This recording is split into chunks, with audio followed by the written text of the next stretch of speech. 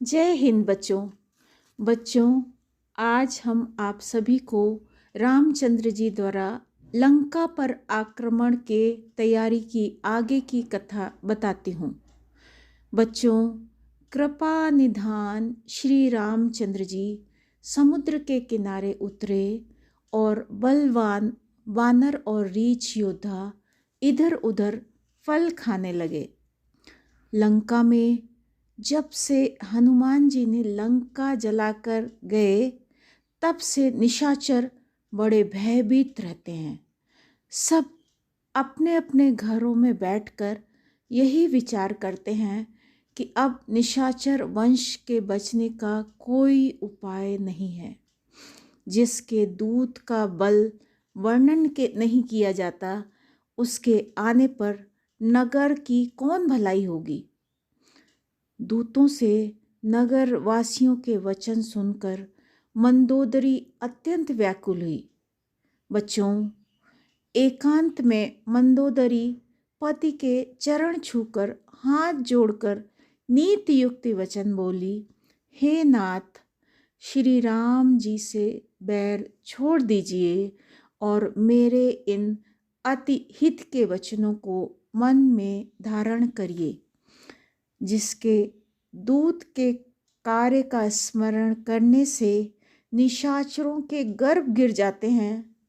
हे नाथ, यदि भलाई चाहें तो उसकी स्त्री को मंत्री बुलाकर लौटा दीजिए। हे नाथ, आपके कमल वन रूपी कुल के लिए सीता दुखदाई शीतकाल की रात्रि के समान आई हैं। हे नाथ, सुनो, बिना सीता को लौटाए महादेव और ब्रह्मा जी के करने पर भी आपकी भलाई नहीं होगी। रामचंद्र जी के बाण सर्पों के समूह के समान हैं और निशाचरों के समूह मेढक के समान हैं। जब तक वे इन्हें ग्रस्त न लें, तब तक ही हट छोड़कर इसका उपाय कर लीजिए।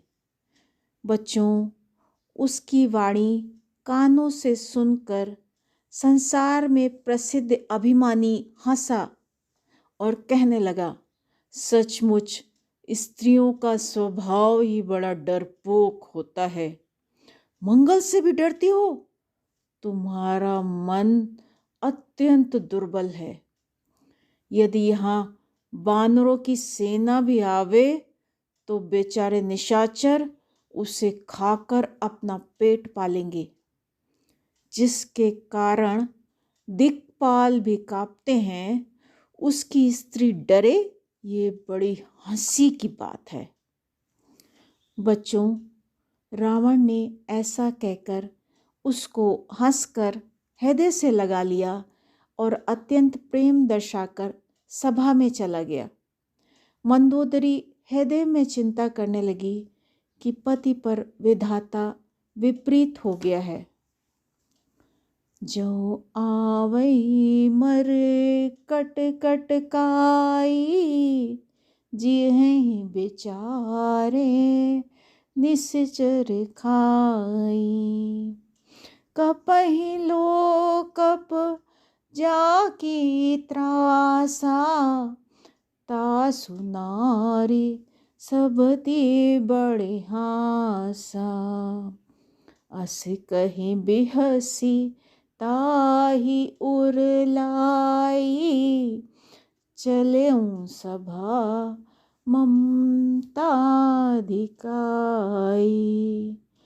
मंदोदरी हृदय पर चिंता, भयं कंत कर विधि विपरीता। बोलो बच्चों, हमारे साथ श्री रघुनाथ तो किस बात की चिंता। हमारे साथ श्री रघुनाथ तो किस बात की चिंता।